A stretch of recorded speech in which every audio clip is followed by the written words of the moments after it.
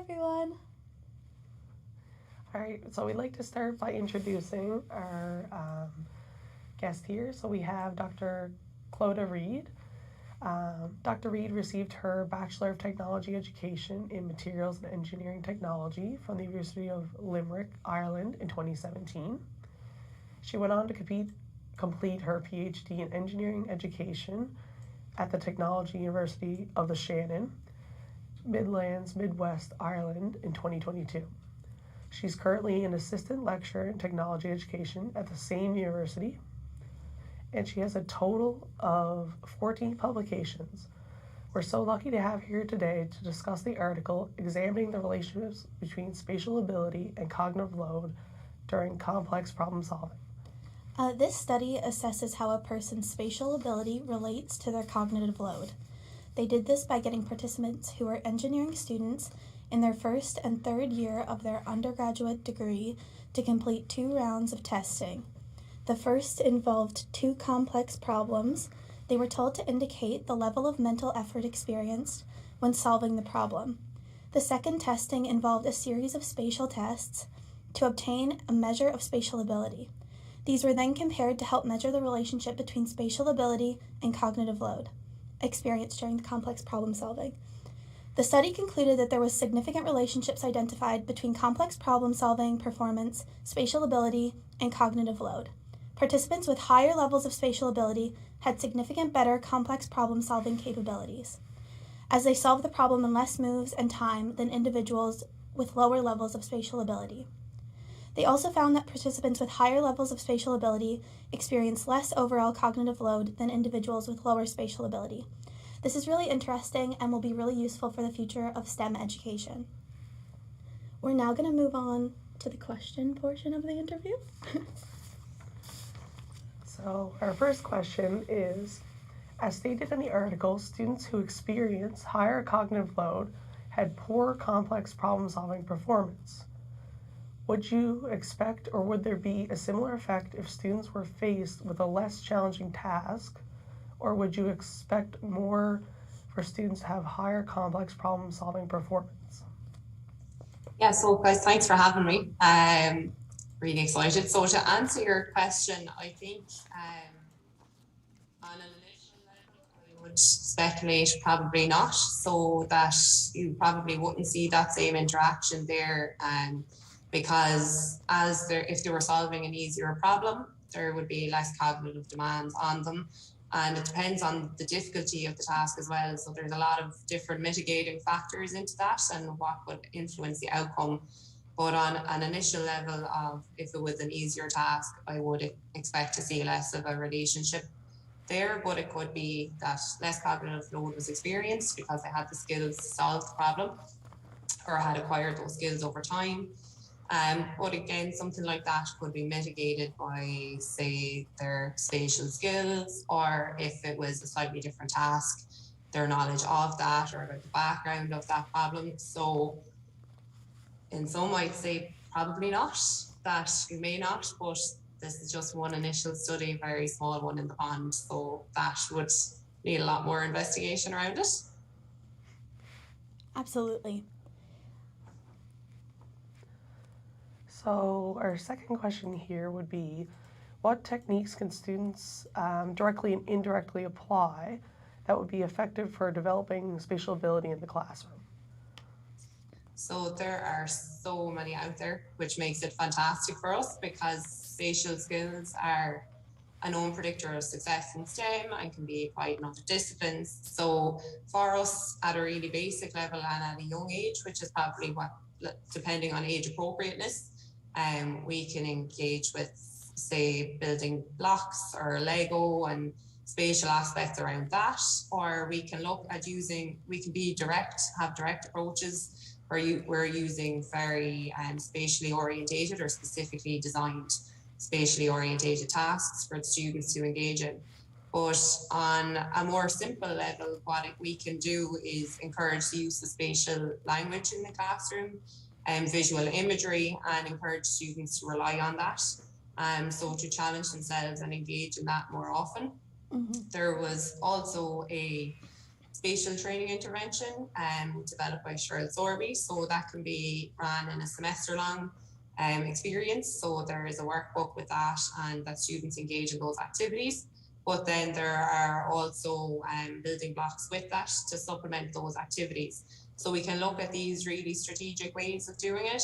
And I think a fantastic part about it is that encouragement of, it's not really obvious, but leaning back on that visual language and visual imagery and referring to that and pulling students back to that, encouraging them to imagine and visualize relationships between things, which is really important in our discipline areas. And from a fun side as well, so Lego being very fun to play with. There's also research around developing spatial skills through video games. So for example, the likes of Minecraft, there's a lot around that. But then other ones, so it has kind of been a reason that there's been a suggestion that it's affecting, so that males may spend more time playing video games and develop their spatial skills through that. So that it's not to go towards biases or preconceptions, but that if you spend more time playing these games, that it can help you to develop your spatial skills. So it's encouraging that. And there's some really exciting research at the minute as well, looking at using virtual reality games and experiences, so developing those for students to interact with them. So what it allows you to do in that environment. So I was talking about in the classroom, if we had building blocks that students could play with and move around, but what that can do is allow us to visualize and view from different perspectives as well. So it's supplementing the need for the blocks by that we can engage in these different environments and move our perspective around to get a better understanding of how all of these things interact with one another. So there's a huge opportunity there for developing it. And yeah, I think it's really exciting because it can be done from a really young age if we're strategic with it as well, and support those skills being developed throughout education and in more subtle but more obvious ways as well. Perfect. So yeah. It's actually really interesting. The virtual reality is very interesting. So our third question here would be, your article focuses on STEM students, how increased spatial abilities can benefit them in their subject areas. How can increased spatial abilities affect other disciplines? So in that sense, do you see it being beneficial to develop spatial abilities for those outside these disciplines? Yes, so I think it's a lot of the time, because there's so much evidence about spatial ability being a predictor for STEM, that's kind of where the research has focused around. But spatial skills can relate to arts, to design, to geography, so arts and design, which generally tend to be associated with the STEM disciplines, but they're all special in their own right. All of our subjects are unique. So being able to visualize and be creative. So for example, I'm working on a research project at the minute where we're looking at the relationship between spatial skills and design creativity and innovation. So there's been some research around that, and we're trying to understand why. So relating to arts and design performance, but then also probably from another side, then geography and the interpretation of maps, understanding topography of ground, etc. So there's the different ways that it links into all of those. And I previously done for my final year project of my undergrad, I was looking at teachers' perceptions about spatial skills and how they relate to different subjects. And one of the English teachers was saying that it was fantastic to see students using visuals to try and understand links between characters, or to visualize, so linking it back to kind of, we spoke once about a Harry Potter movie, and once the first one came and you read the rest of the Harry Potter books, you could actually visualize the characters and bring the story to life for yourself. So seeing it from more of that way of bringing that side graphically to life for us. So I think art and design is probably where there's the most amount of evidence. I think a lot of the research has been done more so in STEM because of its prediction, but I think that it's absolutely necessary and critical to develop spatial skills with all students across all areas, because it's in everything that we do. Spatial skills is linking into it, whether it's more obvious things like driving cars and depth perception, and it can link into so many different facets of our lives aside from the fun stuff of the building Lego and the engaging and imagining and visualizing and building this imagery for ourselves, that it relates so much to life in general and other skills that we can apply. So I think, yeah, that we should definitely look at it, and I think be strategic as well. So there's a lot more awareness now about spatial skills and its relationship with education and performance. So I think it's that, going back to what we were talking about with development, of that strategic development throughout education to support students in that space. Absolutely. I didn't even consider some of those things as spatial ability, but now that you mention it, it does make sense. Yeah, so it's like more so what my research has focused on is a lot on the spatial visualization skills. So being able to mentally imagine and manipulate imagery, but then it's when the broader that there's a lot of different sub-factors to spatial ability as a whole. And that visualization is just one of those components. So it's our spatial perception and orientation and all of that. So that's where those other sub-factors of spatial skills then relate into other elements of our life and how we interact with our environment. Awesome. So just like a general, everyone should learn spatial ability or develop their skills. Yeah. So building on that question, would there be benefits of using participants outside of the engineering department to conduct a study such as the one that we are discussing? Yeah, I think so. So I think the biggest thing that I'm aware of at the minute is that this was a single site study with engineering students that are in one faculty. So I think there's multifaceted moving forward. An element that really interests me is looking at engineering students from other colleges, that there are different pedagogies used, different structures to the engineering education. But then I think it's also looking more, taking a broader lens of that and looking at it across different disciplines and that effect that it has on performance, because in each classroom there's different educational approaches being implemented, different activities, just an overall different approach. And then we look at different structures, like particularly looking in engineering education, you have the likes of CDIO framework for engineering education, and it's a bit more structured than the likes of PBL, and that it's a bit clearer picture. So if you were, I think what would be a really interesting study is looking at students that are in a non-PBL or CDIO engineering program, and then looking at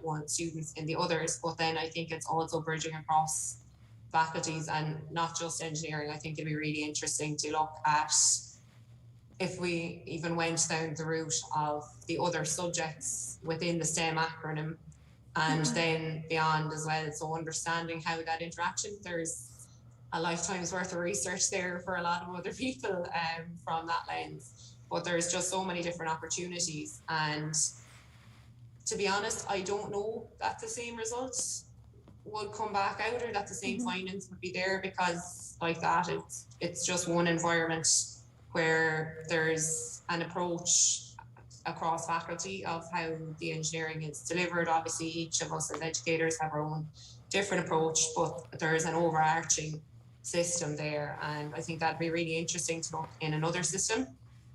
It may or may not be the case, because there's been there's been recent research saying that problem solving is an area where engineering students are underperforming in.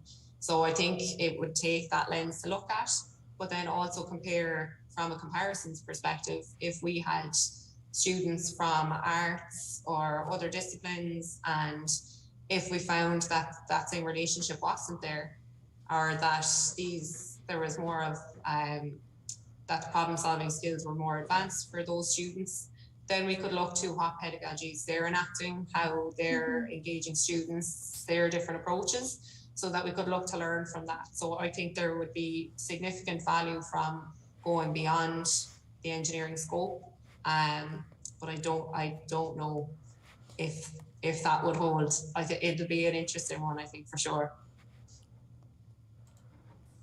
Absolutely. Definitely something to consider with future research. A lot. So our fifth question here is in regards to the article. What is the ceiling effect? In the case of the 3-disc problem, why was it decided that there was a ceiling effect, and why does it require elimination of the results from further analysis? Yes, so the ceiling effect in essence is when all of the participants that have engaged in the subject, or a significant proportion of them, perform to the optimum level in the problem. So say for the 3-disc tower of Noid that they were solving, the minimum number minimum number of moves that it could be solved in was 7. And when I was analysing data, I found that looking at the descriptive statistics and the mean and standard deviation, that those values were clustered around that. So it was around 9. So what it meant for me from that perspective, so I identified it through the descriptive statistics, but also from visualization of the data. So I had a couple of different graphs to inspect that, and looking at that distribution of moves and different students' distribution of moves. So in essence, the ceiling effect is when they're all clustered around the one area, and that you're not seeing that distribution of performance across the students. So the reason that problem ended up being removed was because it wasn't, if I included that in my analysis, it wasn't actually allowing me to investigate my hypothesis. So what was happening was what I was wanting to do in the thread. So in the paper, I was looking at first and third year students' comparison of problem solving versus performance. So it wasn't going to be possible to distinguish or investigate that interaction because all of them were clustered around the one area. So yeah, that was why that one was removed from it, unfortunately. So it was, and I suppose the difference that we get over time as educators, it's a little bit different with research, that we don't know who's going to come in and we don't know what their different levels are at. So yeah. Perfect. So I guess there's a little bit of a follow-up on that one as well. How can we apply the ceiling effect in our education practices to ensure that we are challenging our students appropriately? Yeah, and I think that's a really interesting question when we go back to the ceiling effect, because it's looking almost to an extent of pitching questions for our students to ensure that they're engaged and they're sufficiently challenged. And kind of what I was alluding to there is that with research, you don't know what background students are coming with. You have a general idea. Whereas when you're a teacher in the classroom, or at least from my own experiences of teaching, you kind of pick up more on different students' capabilities, how to challenge students, when to push, when to pull back, and just we're constantly wanting to challenge students for their benefit, to support them in learning, and to just have it at a level that they're investigating, they're exploring, they're being active participants in their own teaching, or in their own learning, sorry. So I think what we almost need to do is, it's a stage of kind of, I don't know if it's a term that's used in Canada, like feeling it out, of starting with simpler problems and then just starting to evolve it a bit and a bit more. And then you start to find that middle ground of what's sufficiently challenging or what might be too challenging and beyond capabilities. So I think it's that strategic, so almost to in essence, what I've done of using different difficulties of problems to try and elicit the response that you're wanting, or trying to get students to engage in problems to learn a certain element. So yeah, I think we can use it a lot, and I think it's more so around that strategic orientation of activities that we get students to engage in, to try and bring them beyond that ceiling effect. Absolutely. So just assess your students to see where their levels are at. Another question we had was, how can the methods used in this study be adapted to provide a more practical problem-solving challenges? Or be adapted to provide, Oh, good. So there's I think in essence, what I wanted to do when I started with my research was to look at at an individual's underlying capacity to solve problems. So our ability to identify goals, to manage those goals, to think ahead of the implications of our actions. So calling back to what I was talking about with design, and in doing that, so I think the next steps, it's kind of linking to what I'm working on at the minute on an NSF project with researchers in Cincinnati, is looking at bringing us beyond these core foundational skills and looking more at practical design problems, so engineering and technological solutions. So, for example, rainwater flood defence systems and integrating it into that, and how do these skills link to it. So it's applying a very similar approach to what I enacted, and that we're investigating that more from an authentic problem solving setting.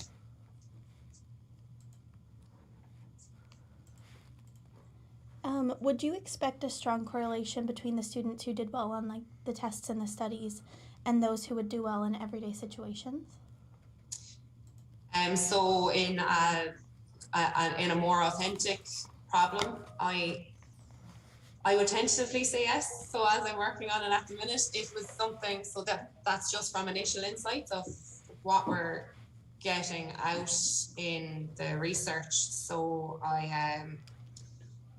I think using the same approach, I would tentatively probably say yes, that we're looking to investigate this and how this will carry across and the effects. So it's unfortunately with a different group of students, because the ones that I was working with have since graduated. So I would prefer to do a comparative later myself with students at our university or across multiple universities, and see how that would translate across. I would tentatively say yes, because we were looking at that underlying complex problem solving capability where we took the discipline aspect out of it. And I think when we introduce the discipline element back in, that we may see that interaction there. So I found no difference in the problem solving capabilities of the first and third year students on their programs.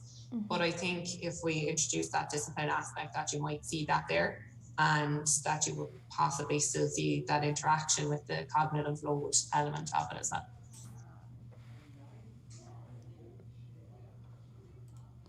Awesome. I think now we're going to move on to the audience questions. So Tristan said, do you think that the nature of technology do you think the nature of education system limits the amount that teachers can incorporate spatial learning? Yeah, so I think we have a little bit of that, and I think your structure is quite similar to ours. So our issue at the moment is that it's so prescriptive of what has to be covered in a certain period of time, that sometimes the likes of bringing the activities like video games or something else can be seen as a different distraction. But I think what it requires is more so of maybe a readjustment of our thinking, because if we're introducing more spatial language, activities, visual imagery, and leaning back on that more so than using, say, the semester-long interventions, which have been shown to be effective, if we're going beyond that and bringing those in, I think it's just that slight shift in how we're delivering. So it's something that we're doing already as technologists or as technology and engineering educators. We're always wanting to encourage students to push the boundaries with their problem solving, think about different issues in the world. And I think it's bringing that in of encouraging that aspect. So I think it seems on the surface that we're more limited than we actually are. So there are some subtle different approaches that we can bring in there to support students. And I think that's that dynamic shift, but then it's coming into policy as well of encouraging the development of these core skills for our areas. So yeah, I think there's a little bit of adjustment there for us to do of how we're delivering and how we're engaging students, but not amounting to climb either, I don't think. Thank you for your question, Tristan. Perfect.